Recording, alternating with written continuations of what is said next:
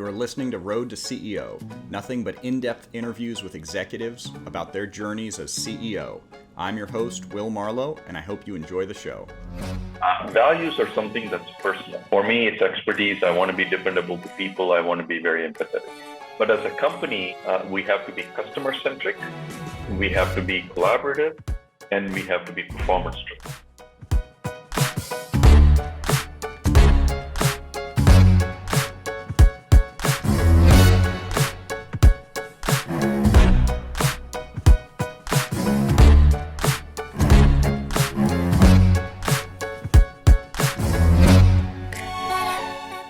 Very excited for today's episode of Road to CEO. I'm here today with Mukund Krishna, a technologist, a mentor, investor, and the founder of Suyati, a global company that we're going to learn all about.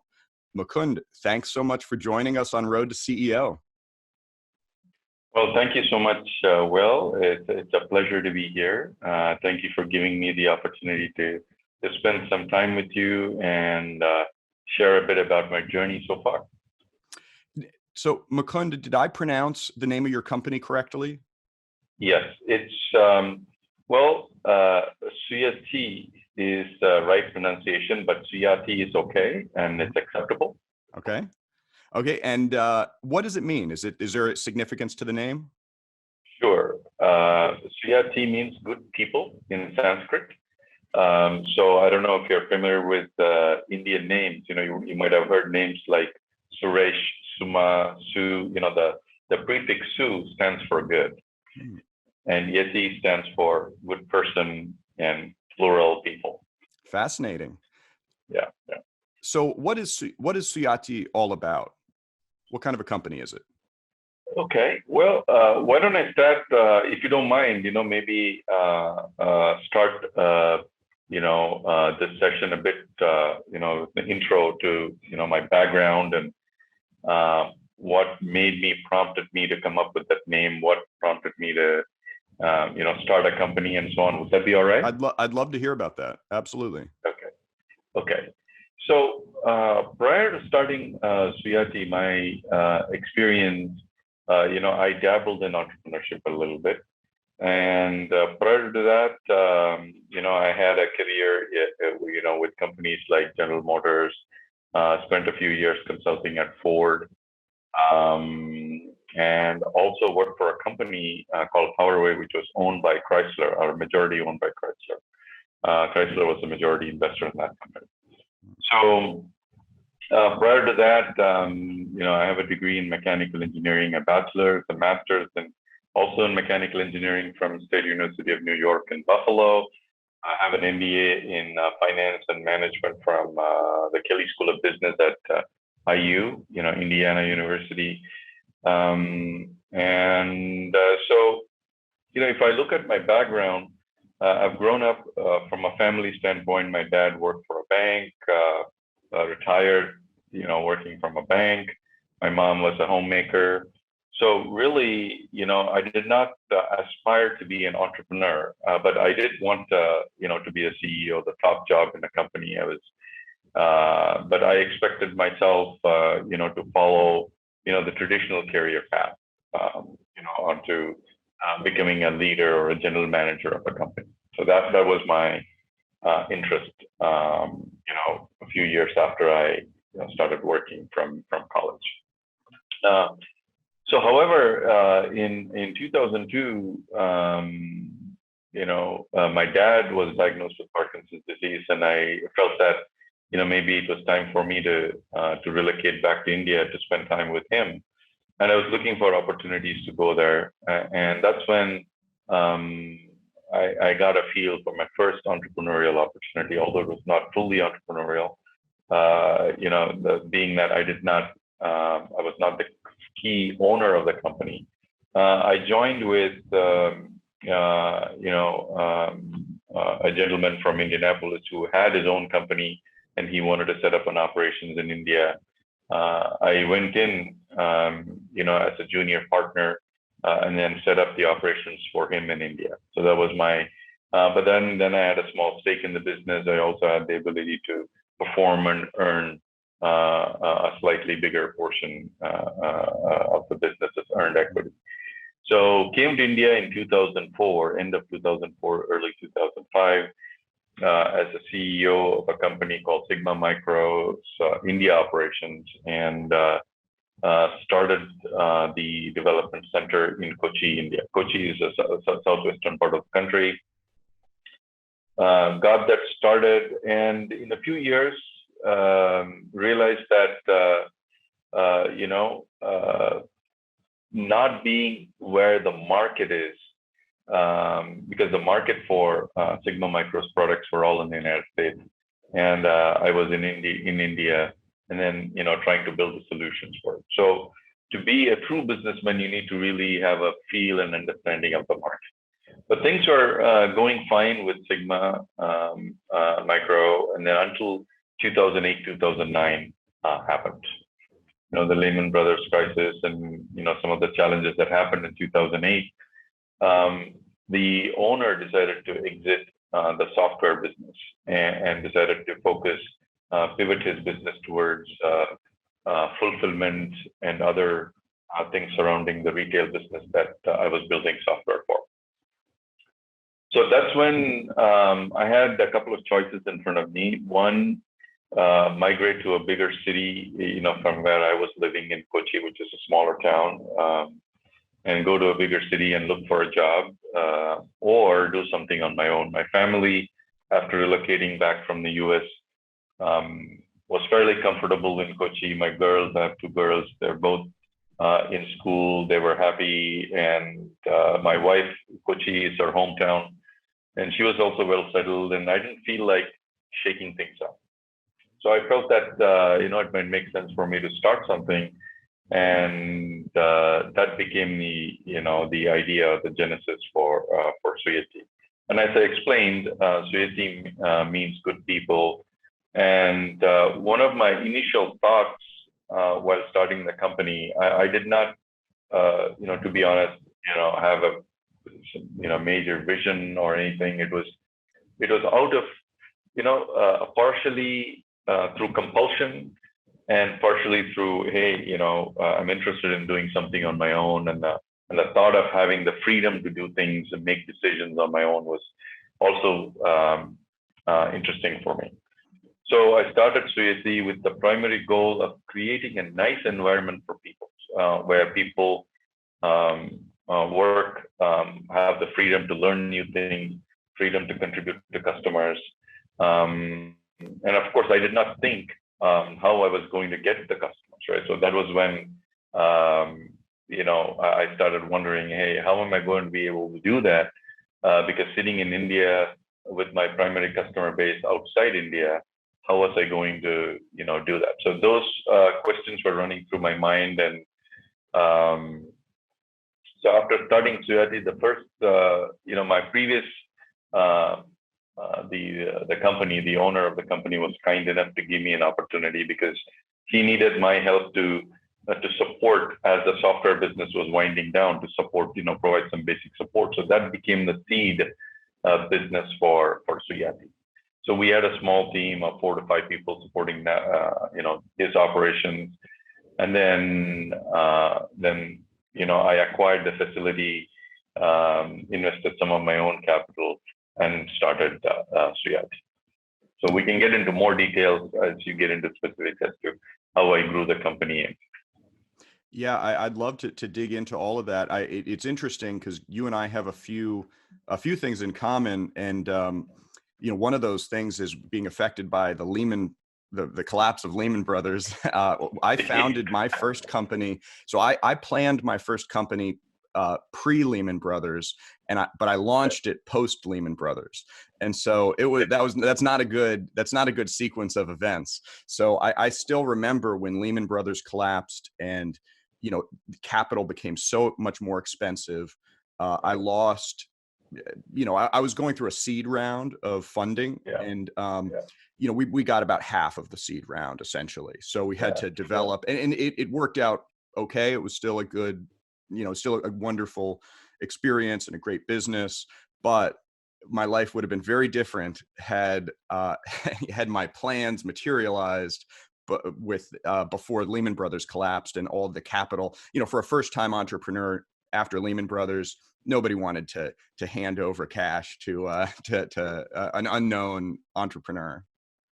No doubt. And, and therein lies a story, in terms of, for me, you're right. I talked to a bunch of people to see if, they would invest any money in my business, right? So I went through something similar where there was no interest.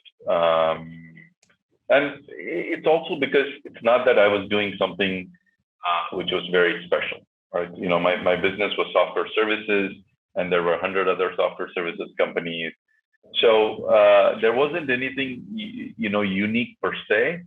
But at the same time, I was able to show that, okay, I could deliver good returns, on the money, right? And it was interesting. The only person that invested in me was my classmate from Buffalo. His name is Robert Kidd. I'm happy to mention his name here in this meeting. And Bob said, well, I don't care, I'll just put the money because you're going to run it, right? so there was no reason behind his investment. So, Yeah. He put a token investment, and more than the value of the money, it's the encouragement that made a difference for me. And it wasn't necessarily financial, but now I'm happy to say I'm able to return to Bob a 12x return. Right? That's wonderful. So so he's a happy man from that sense. It's so true though how important that type of encouragement is. I remember when I was doing my second business, I got a partnership from Google. I was one of the first people to be what was called a Google trusted photographer. So I was Google certified for basically the same way that the Google car will drive around on public property and record everything. They wanted private individuals to do that on private property. And so, because they didn't, they couldn't just walk into a private business and without permission and all that. So they decided they wanted to partner.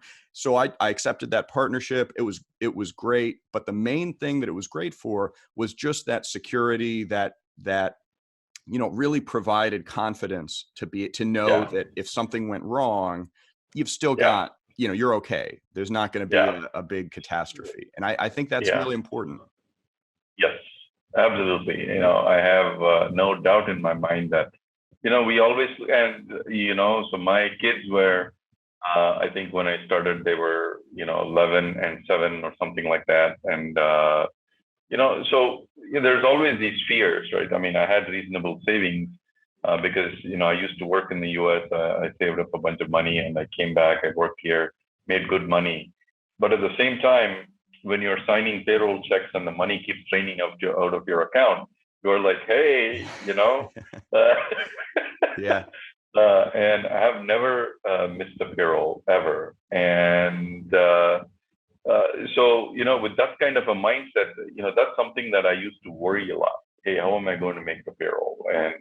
And so one of the first things that I did, we are one of the few companies that, I'm happy to say, we have 6 months to a year's worth of payroll money, so there's, even when COVID hit us, we weren't worried that we knew we would get out of it and that we didn't have to lay off anyone, so because we were confident, we told employees, hey, there's nothing to worry, just continue as status quo. If you don't have any work because the customer is no longer with us because of COVID, here's a bunch of new things that you can learn and, get ready to contribute when the growth takes off again, right? And that's kind of what happened. And the story after that, the Great Resignation started because, we had zero attrition for almost a year. And after that, things just turned on its head. So the entire industry now is, and this has been a fantastic learning experience, right? You learn about how a company evolves, how people evolve, how the society around you evolves. And, the amount of transformation that I've seen in the last 2 years, a lot of people are thinking that, hey, things will come back to normal. I don't think so. I think it's here to stay. Yeah. I think the new normal, as they call it, will continue, and the businesses have to adapt. And the good news for me is that I can source for talent around the world. We just signed a contract with a company which said that you can select, you can pick your talent from around the world, and we'll handle the payroll and the administration and whatnot. So there's all kinds of things going on. But I do have concerns about losing that cultural cohesion that we had, and how do we keep that, right? So those are some things that we are working on, figuring out how to make those things happen. Yeah.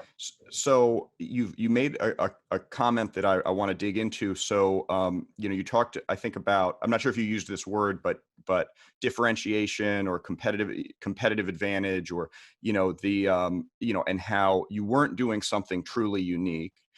I would argue, I've thought a lot about this, and so I started a software company, and then that was my first business. And then now I'm doing a services business. I'm building, it's a people-based company.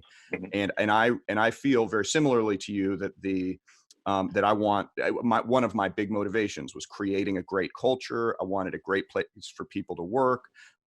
And I would argue that a true services company really never has differentiation from another services company, except for the culture. The culture, Yes. and I think the culture is a very powerful differentiator. It seems like, oh, you could just copy a culture, or you could just, and that's really crazy. I mean, it is so much work to create. I mean, when I hear you say that you think about how do you preserve the culture, I know what you're talking about on that. I mean, it is, if it disappears, it's trouble. Yeah. You're absolutely right. And I think culture, our culture was kind of evolved over a period of time. And so also for my services business, you are right. When I started it, I did not have a specific focus or a specific message to deliver to our customers or prospects. I did not know how to segment, segment by market, what were the areas of focus, and those kind of things were not, I didn't know how to do it. So, but then as I started attending conferences, meeting people, and understanding how technology was evolving, and then I realized that there is a market for customer experience related software development and services. So we started calling ourselves a CX, customer experience software company. And so then our focus became building websites using high-end website platforms like Sitecore, Sitefinity, Adobe, so on. And then connected to the website is the CRM system, the customer relationship management systems like Salesforce or Microsoft Dynamics, doing implementations there, and then connecting it also to platforms like e-commerce, like Magento or something, to create, and then to marketing automation, marketing campaigns, email campaigns. So creating the full cycle of customer, website presence, customer touch, understanding of the customer, and delivering a good experience to the customer. And now, once we integrated, all those touch points I talked about, we're able to extract data and then, conduct our analytics analysis. We have created something called the buyer rhythms engine, for understanding the beats of the buyer, so to speak, to understand how the buyer behaviors are and how maybe, make their experience better at every point that they're touching, the company. So that's how we built the focus. And with respect to culture and values, you're right that still is our primary differentiator. So this has been there for very many years. We have three primary values. One is expertise. We try to become good in whatever that we want to be, the area that we want to focus on. So as I said, we want to focus on customer experience technology. Secondly, it's dependability. So we want to be dependable both for our customers and for our fellow employees. So if there's any situation, any difficulty, we are there. So whether there's floods, in your house. We have employees going and helping out. Our customer has some kind of an attack, cyber attack, and we are there, rebuilding their website within 24 hours, right? So we have done, these kind of things. And the third most important thing that I think it is going to help us, it's helping us now and helping us in the long run, is empathy. Right? So we are very focused on understanding, putting ourselves in the other person's shoes and trying to really empathize and see how we can help. And we have structured our business relations in such a way to help our customers see through various challenges. There are customers that turned off the switch overnight when COVID hit us. Mm-hmm. Right? Technically, we could have gone to court. We could have done a lot of things that would, maybe got us some compensation, but it's not worth the trouble. Yeah.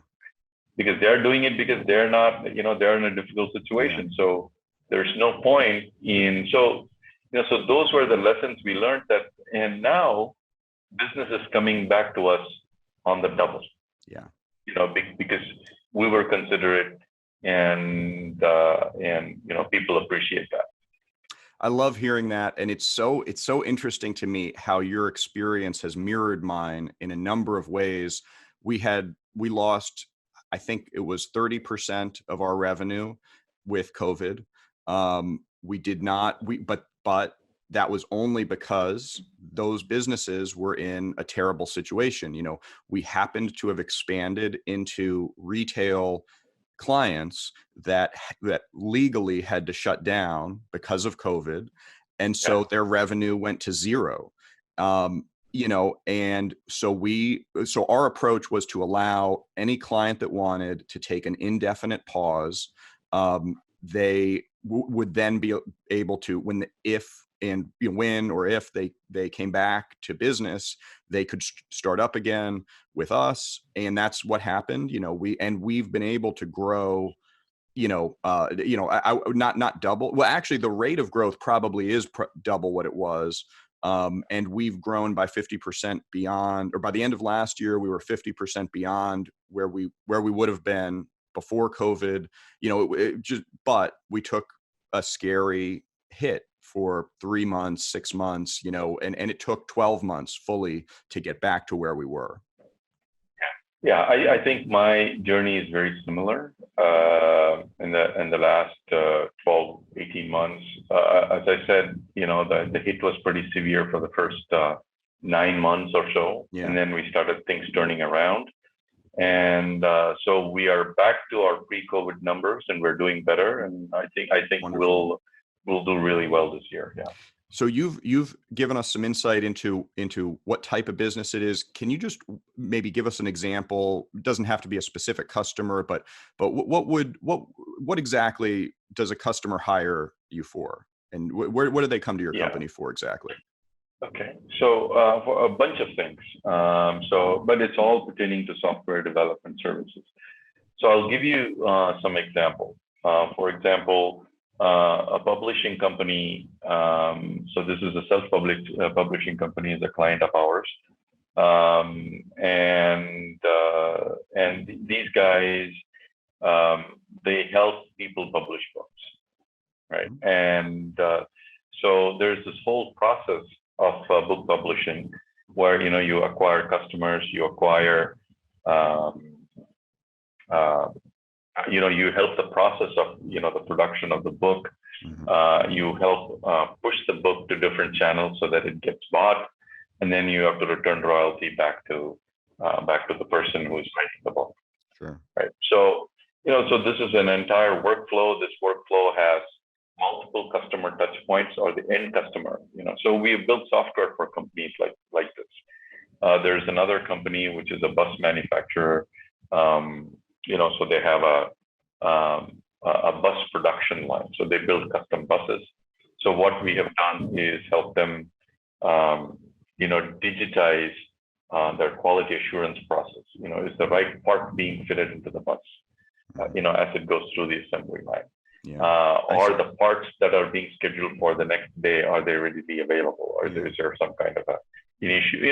So custom software is one thing. Yeah. The second thing we do is implementation of platforms. So I talked about Salesforce. We do a lot of Salesforce implementations.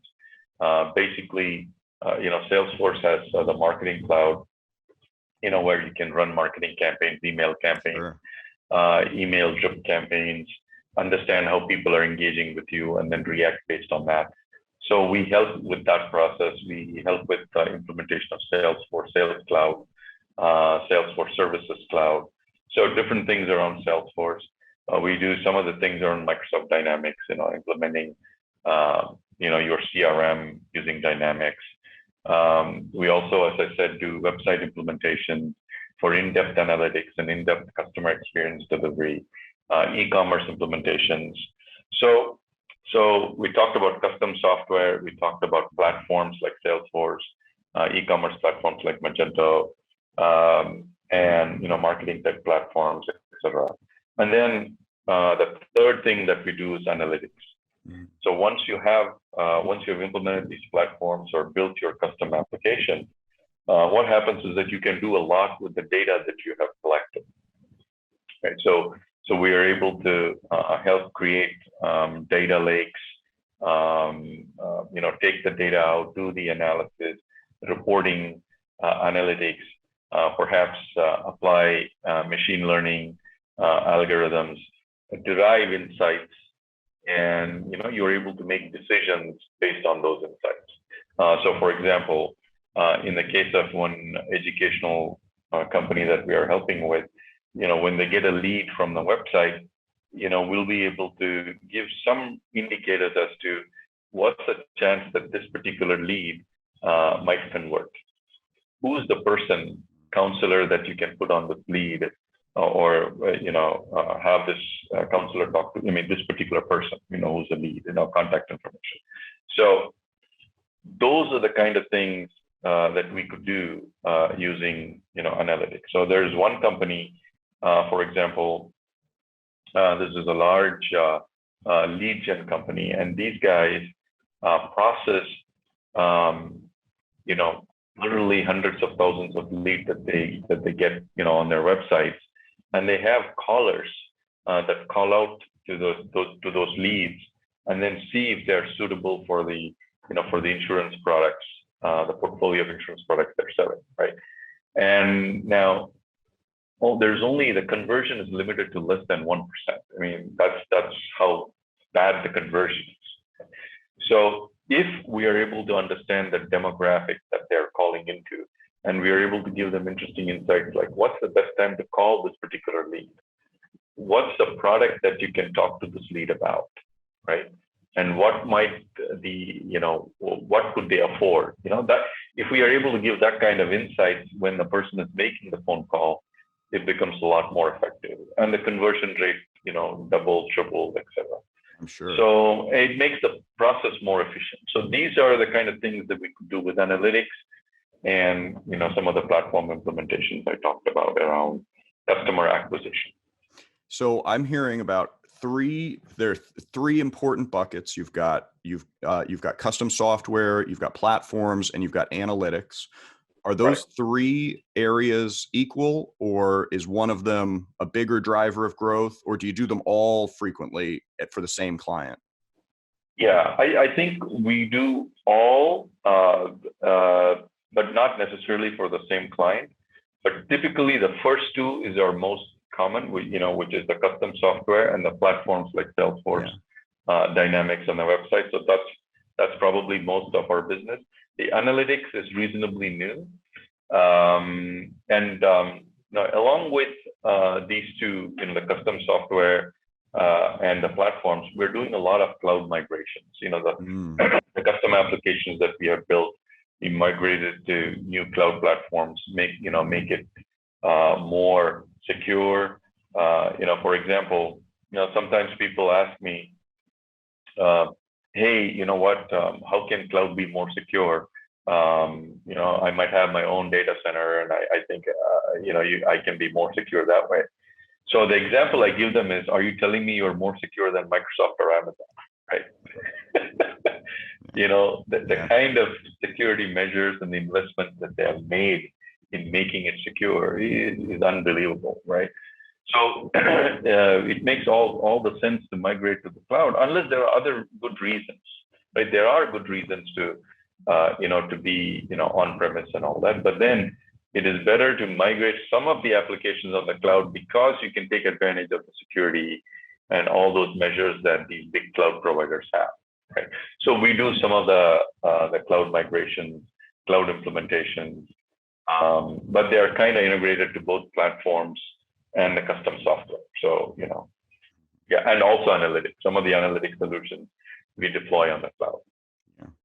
So you have talked about culture, and it sounds like we both share of the view that culture in a business is critical, maybe especially for services businesses like ours. How did you always feel that way before you started your company? Did you always think that you wanted the culture to be really strong? And how did you go about advocating for the culture? Yeah, I think that's a great question. That's a great question, Will, because I did not really think about these things. Okay, and what I realized over a period of time is that as I started looking back into how the people around me were working with me and how they were working with each other, as I started observing them, I started realizing that some of the qualities that I had, right, personally as an individual, I could see that, getting reflected in their behavior, in their ways, and maybe because they were trying to emulate me. I'm a stickler for process. I'm a stickler for doing things neatly and clearly. My office facilities are spotless, right? So they started imbibing some of those things, and now whether I'm there in the office or not, things are operating in a way that I would have liked, right? So these are through repeated reinforcements, Yeah.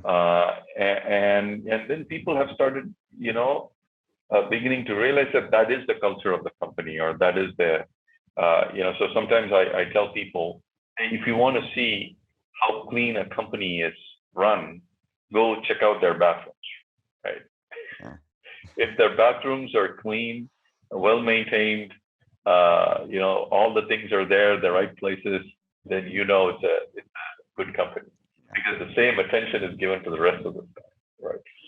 So that's one thing. So one of the things I can also talk about, things that I've learned a lot. I've also made mistakes sometimes. I'm the type that I do not clearly communicate my expectations. I make assumptions that if I tell people something, or my reports, for example, hey, get this done. Initially, it used to be, hey, I would expect them to get it done the way I would have gotten it done, right? And then I started realizing that people are different. They think differently. They approach problems differently. You can't really, give them minuscule details or instructions, because what happens is that it takes away their decision-making ability. Mm-hmm. And then they start coming to you for all, and that prevents scaling. And I realized that late in the game, right? And then I started late, 5-6 years into the game, because I was involved in everything. It's like, hey, how am I going to grow this company after 6 years, right? So then I started realizing that I had to bring the talent that can actually make decisions. It's not that the people that I had they could make decisions, but perhaps I trained them to come to me for decisions just because of my nature, my penchant for details, right? Asking all kinds of questions, so I realized that I needed to be careful around that. I needed to then since then I brought some great managers. I have a great CEO for the company now. I mentioned earlier that I've stepped down from that role after a transition. We can talk about that a bit later in the discussion. So he's very clear on his agenda and he has been able to do it, is to distribute the decision making. And, through many mechanisms, through budgeting, through the right kind of KRAs, by clearly communicating our values, expertise, dependability, and empathy, talking about what we call cultural imperatives. So I'm separating values from cultural imperatives, and I'll explain what I mean by that. Values are something that's personal, right? To me, for me, it's expertise. I want to be dependable to people. I want to be very empathetic. But as a company, we felt that we have to be customer centric, we have to be collaborative, and we have to be performance driven. Right. So these are the two things: the values and culture that we look at holistically. And my CEO has been, he joined as a CBO, Chief Business Officer, 3 years ago, and then he became the CEO. So he was able to bring in some of these other things I talked about, where how do you measure performance, right? Because what happens is that in an entrepreneurial company, people start sensing, they'll say, hey, Mukund, this guy is talking to Mukund, sitting in his office for 45 minutes a day. So I think Mukund likes him more than this guy, right? Yeah. Simple stuff. Well, it's not the case at all, that people start imagining these things, and can't blame them for it, because that's how people think, because they're coming to me for decisions. And but when you establish systems in place, HR policies in place, it makes things really clear to everyone that it's fair. People have responsibilities all across the board. They have to make decisions across the board. They have to perform in their role well, and they have to exhibit these values and these cultural imperatives in their role, however relevant may it be, for the roles they're doing. So that's been done over the last 3-4 years, and things are going well. I think that's fascinating. And it's also interesting how, with the culture that you're describing, how I could see there being challenges as businesses are virtualized, and I think you mentioned that you recently got an account where you can hire people all over the world. At least I think that's what you said. And so, is that a new thing for you? Is that up until now, or maybe through now, are all your employees based in India, or are you used to hiring people who are distributed all over the world? Well, India is a big country, right? I mean, if you are in Kochi or Bangalore or Delhi, it's as good as you being in India and then you being in the United States. Yeah. I mean, of course. I believe that, yeah. Yeah, time differences aren't as severe, but there are still cultural differences. People have different mindsets, different way of working, and so on. So we are used to this. As an outsourcing software development company, we have always been very cognizant of the cultural differences between US and India, and then the subcultures within India itself, subcultures within the US itself. Northeast companies are different from California companies, right? Yeah. And so you have similar differences here, differences there. Ultimately, what we realized is that, to answer the first part of your question, we have worked with global teams before, India and US, but primarily in India, because 90% of my team, 95% is here. We have recently opened an office in Canada. Our US office has been operational since 2014. So we have an office in kind of a consulting office in Germany, and another in Singapore, and so on. But they're not very functional, but we can use it if we need them. In terms of, we have had partnerships with companies. One in Costa Rica, for example. We have used them to support us on some of our projects that required people on US time, to be available on the US time zone. So we have done, these kind of things. And then also people in India or in the IT industry, understand that the primary customer base is the United States. 65% of India's IT business is US, right? So people understand that, either they come to work early or stay late to make sure that there's 3 to 4 hour overlap.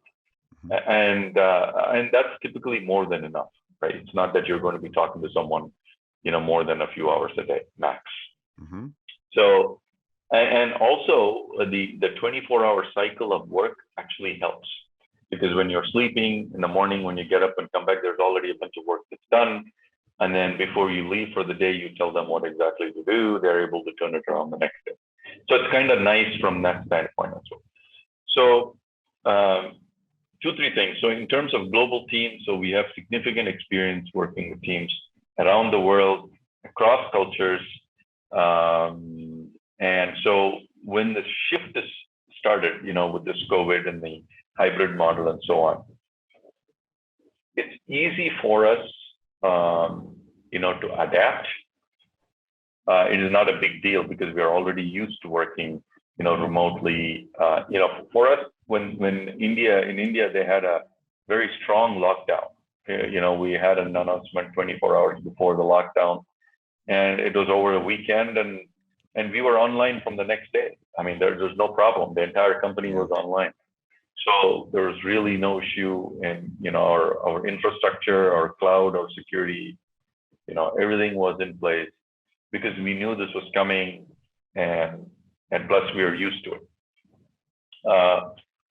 So that said, we are prepared for it. However, we are still not figured out, as I said, how to engage with people around the world, right? How do we make them part of a team? Share our values, understand their values, right? Talk about our cultural imperatives. So, because, we do have a good onboarding process. We have a buddy process where an existing employee, becomes a buddy of a new employee who joins, is with him or her for a while, is able to answer questions, and, but that said, the cohesion, having an all hands meeting in the office, sharing a meal, doing something together, playing a game of cricket or soccer or something, right? Yeah. These kind of things make a difference also. Absolutely. Absolutely. And so in my experience, so I have a company in the US and a large office in Serbia. And the biggest difference for me was bringing on professional management for the office in Serbia. And that seems so obvious to me in retrospect, thinking that I could manage an office from thousands of miles away, and it falls apart at the at that cultural level, not even the country level, the cultural imperatives, or I think you referred to them as what did you refer to them as? Country? Yeah, the imperatives. Yeah. You need to have them, and you need to be very cognizant, make sure that people understand that those are imperatives. If you're working for the company, you need to believe in these things. Yeah, absolutely. And I think that was transformational to do that for my company. And I think it, whether folks are working virtually or not, I think it is critical to have that kind of professional management where you have a deep understanding of the culture, and you're able to discuss the values that we all share. Like yourself, we defined 3 values that we hire for. Ours are pursuit of knowledge, helpfulness, and hard work. Those, and we talk about those a lot at the hiring process. We try to talk about, I say we try because I always feel like I could be doing more to discuss them. And then I always think, okay, it's been too long. We haven't, but they're meaningful values that I think if someone doesn't share those values, then they're probably not going to be happy in this job. And that's kind of how I feel about it. I think, the other thing is, to your point about how we communicate this across, virtual lines, I really think that probably more than a big company or a traditional company, a company that's going virtual, which maybe every company, Right. is going to need things written down. The procedures need to be documented. Things need to be clear. Probably, maybe they always needed that, but I think, in many cases, new companies, if you're an entrepreneur, oftentimes you neglect it. I know I did early on. I think now it really is transformational because it empowers employees to really have that sense of certainty. I remember early on what you said about how, if you were talking to somebody a lot, people would think, okay, well, you like them more, they're getting favoritism, they're going to get promotions or whatever. And I remember being frustrated by that, because I just want to talk to who I need to talk to. And I don't want to think that I'm being interpreted all the time. Exactly. But it really, when you write things down and you get the procedures and people understand, okay, well, that's why these conversations are taking place. I think it helps. It probably doesn't change that completely, but it helps. I agree. It doesn't change this completely, but having that clarity that they can go somewhere and look. So, for example, if they know that promotions are based on these things, yes, these 5 factors, and that they're able to see that consistency, right? Or salary increases or whatever, right? They're able to see that, that there is a pattern to this. If you do these 5 things really well, you'll be recognized, right? Yeah. So when these things are clear, then it becomes easy. I think for us it became a necessity because we started having offices in multiple locations. Mm-hmm. We started, so we realized that we have to get this done. We couldn't continue to, just have conversations and communicate what we were thinking because, let's say, I'm just talking to one of my employees and then half an hour later, I get a call from somebody else, my mood is, goes down and then another guy comes in and, conversation may be different. So, we are human beings after all. So, and sometimes the processes that we set in place also frustrate people because some of the people find that, hey, you know what, I could talk to Mukund anytime that I wanted, right? Now he's not available or the HR is telling me, go look up the process, right? So I think that's a challenge we go through as well. And Absolutely. But again, with remote, none of us are meeting each other anyway. And if we need to meet, it's over Zoom or, whatnot. So it's bringing its own challenges, but at the same time, own advantages. So so it's a totally new outlook, and I think, as I said before, it's here to stay. And and the interesting thing is, people share things on Facebook, LinkedIn. Hey, welcome new employee, this, that. But the challenge is nobody really knows what's going on, right? Yeah. But when we were together, we would know, hey, we could come in together to solve a problem, or kind of bounce ideas of each other very quickly, right? So those kind of things are a lot more difficult to do now. Other than and people make up their minds based on social posts, which may or may not be relevant at all. So quite possibly aren't. Exactly, and 90% is irrelevant. Yeah. But then it depends on your personality.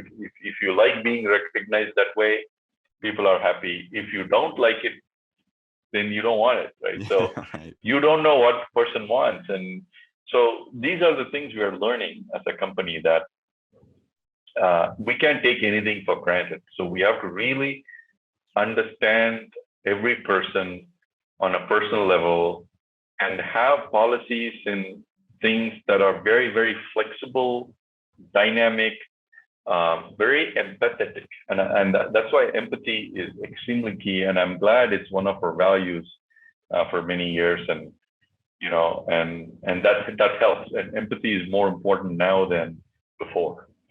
I mean, Yeah. I'm seeing it every day.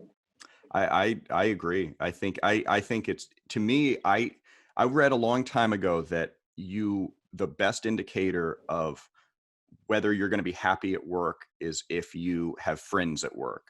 And Yes. to me, it's hard to think about being friends with people that don't have empathy and that don't, it's like, it's such a good value for promoting that. Yeah. And previously, while people did not understand what empathy meant, right? I myself would confuse it with sympathy or compassion.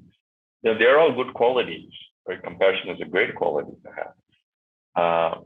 But empathy is different. It's about, trying to do your best to understand while keeping the work that needs to be done in perspective, while keeping your responsibilities in perspective. So it's not about, just breaking down, because of sympathy and, failing in your responsibilities. So, yeah. So there are two things I want to make sure I ask about. And one of them is, you've got a stellar educational background. You went MBA at the Kellogg School. You spent it's actually Kelly. The Kelly School. I'm sorry, the Kelly School. Okay. Yeah. I've got to make at least one mistake every episode. So hopefully that's the only one. You also spent time at Stanford, I believe. How helpful was it to go through to get your MBA and to do your continuing education, your mechanical engineering? I mean, it really is an ideal background in many ways for, getting into technology and running a company. Even if it was just the mechanical engineering background, that would still be a better educational background than mine, which was in political science and all that. So how helpful was it? Well, because you are a political scientist, you are in marketing. It's the right field. But you know what? In all seriousness, that's true. And my first business, maybe the biggest lesson, I learned so many lessons from it, but the biggest lesson probably was, don't found a company in which you can't be a driving force behind the product. And so I was not an engineer, I couldn't code. I hired people to do it. And that was incredibly challenging, partly because I didn't have experience, but also because I didn't have that technical expertise. So my second business was a marketing agency, which I do have that. So you're right. So I agree with you. And so one of my invested companies, I have a company called Saxo. I sent you a link the other day. The CEO of that company is a financial guy, right? But he's so passionate about marketing tech, and he has learned all the ropes within 6 months. And there's nobody that I know understands organic social marketing than he does. Yeah. Like, it's just unbelievable the amount of, if you have interest, you can pick it up and learn, right? And I agree. So similarly, I'm a mechanical engineer. And mechanical guys are very hands-on, right? I mean, we learn how to put things together, how to, break things apart. And I found that it's very curious.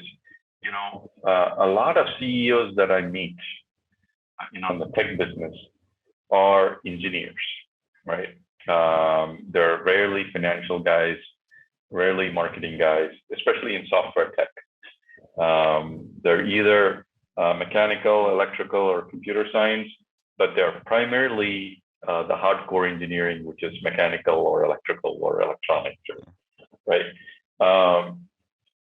So because there's an element of practicality about feeling things with your hand and doing things and connecting it with your brain. And I think there's something to be said about that, but I don't know. I don't have any facts. This is just theory. So after my engineering, I loved understanding how things worked. Right? So especially mechanical stuff. I did software as in my master's. That's how I got into software. In master's, I wrote a computer program in Fortran for optimizing mechanical assemblies. Right? If you have a simple or a complex assembly, how do you define tolerances for the assembly, for the machining of a hole or a cylinder or whatever, right? How do you engineer the tolerances when you're machining it with a lathe or whatever? So I started, I wrote computer programs for optimization of assemblies and things like that. And then I went, worked at Ford as a consultant and worked on their, graphic system, system that's used for designing cars, and learned a lot through it. There was and I met some unbelievable talent there. I mean, these are all, one of the guys I still remember, he was in his early 60s. He was, we used to look up to him as the father of this product at Ford, the PDGS, the graphic system. He had written like 14 manuals, and we would go in there and read it up. And that was I used to sit till 1 a.m. in the morning and figure out, so anyway, so the education, then the MBA, really helped me, to understand not the hands-on aspects of a business, but how to look at financial statements, for example. How does foreign exchange work? How does macroeconomics work? Why is the cost of why is rupee weakening against the dollar, the Indian rupee, right? So how do you make sense of some of these things? So those are the kind of things I started learning. How to look at a balance sheet. How do you value a company? At least in theory, right? Nowadays everything is out the door, but how do you value a company using discounted cash flows? Simple stuff like that.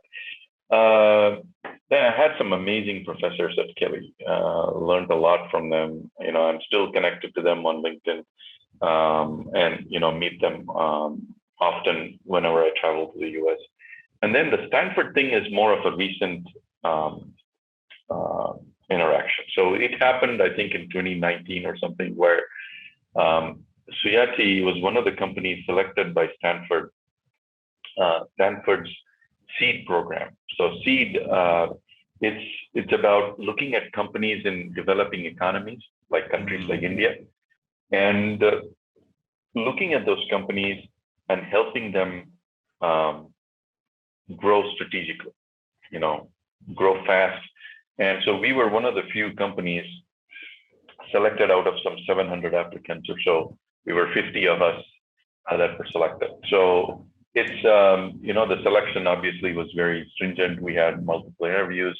There are site visits, people came, and the program, of course, Stanford, unbelievable quality. We had great faculty. And, we had expert coaches coming and training us, coming to our offices, talking to my executive team, sharing their experiences.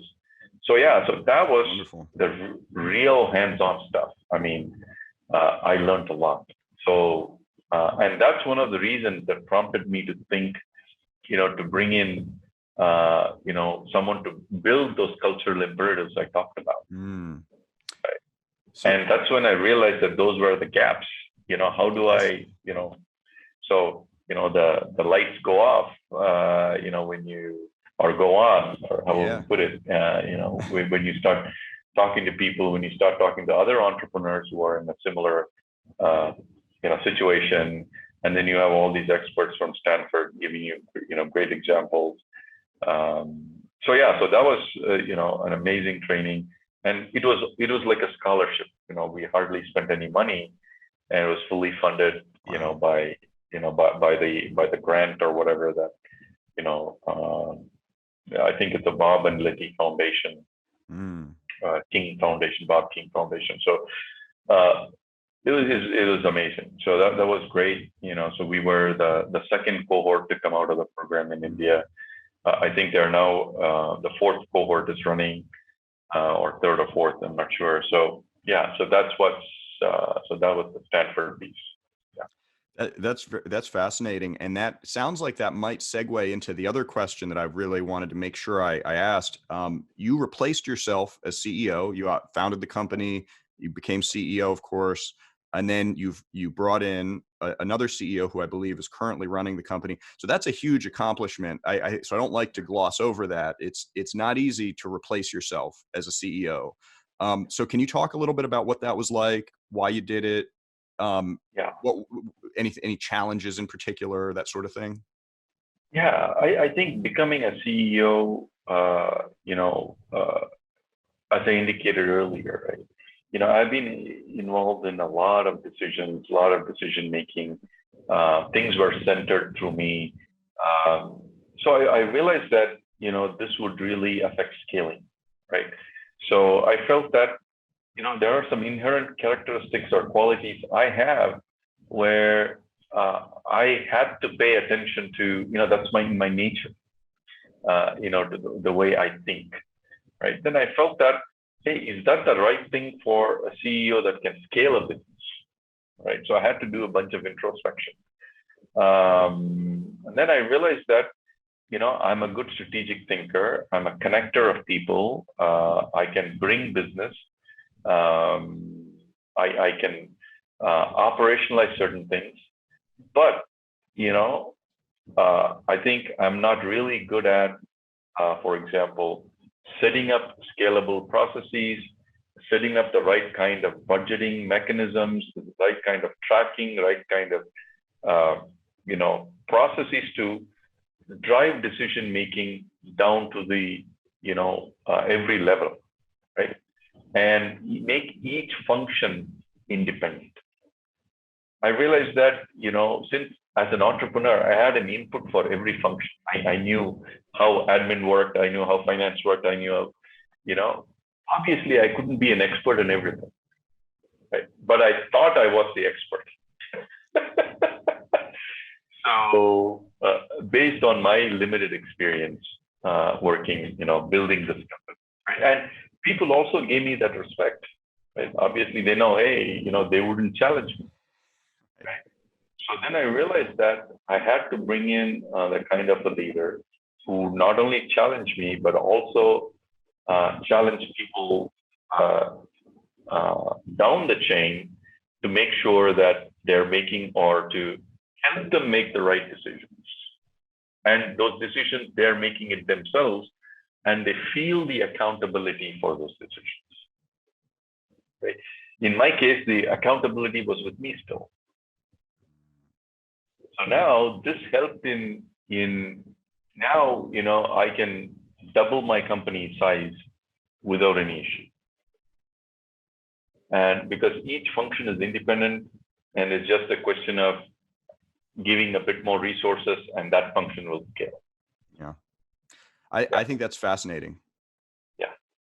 Yeah. So to achieve that, I had to get the right person who could actually make it happen. Of course. And I'm sure that probably wasn't the easiest thing to do, or no, it wasn't. Yeah. And I think it's because letting go is the hardest thing to do. So in fact, I had a coach from Stanford. Luckily enough, we're still associated with Stanford. It's kind of a long-term association, the network. It's called the Seed Network, Stanford Seed Network. So I had a coach help me through the process of setting up the governance so that I can let go and do other things. Very nice. Very nice. Yeah, that's fascinating. I think it's one of the most critical things to be able to do. And I certainly didn't come naturally for me. I did recognize that I needed to do it, and I needed to bring people in who would help me scale and grow and create processes, and those were not my strengths. So now I've not replaced myself as CEO, but I recognize that is that it's difficult thing to do, very hard. Yeah. And so kudos to you for doing that. Well, thank you. And it wasn't easy. Yeah. So what is your focus now, though, now that you've done that, you've got the confidence that you're able to double in size for the company without process challenges. So what does the chairman then focus on? Yeah. So, 2-3 different things. One is strategy, helping, we have built up resources over the last 12 years. So we are pretty strong on cash. We're pretty strong on, some of the things, skills, talent. So we could acquire another company and grow inorganically. That's one. We could collaborate, merge, partner with other companies and, grow that way. We could set up new practices because we have the resources to do that. So for example, we're setting up the Canadian operations, where because we're able to deliver more services to people in the US market and Canadian market by setting things up there. So I could look at some of those things, set up an office in South America, for example, to if required, for people to operate in the US time, right? Or buy a company. So for example, we're talking to this a smaller consulting company in the Pacific Southwest.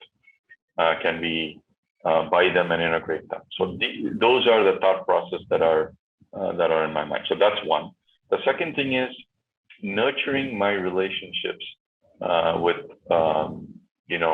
new prospects and also existing customers.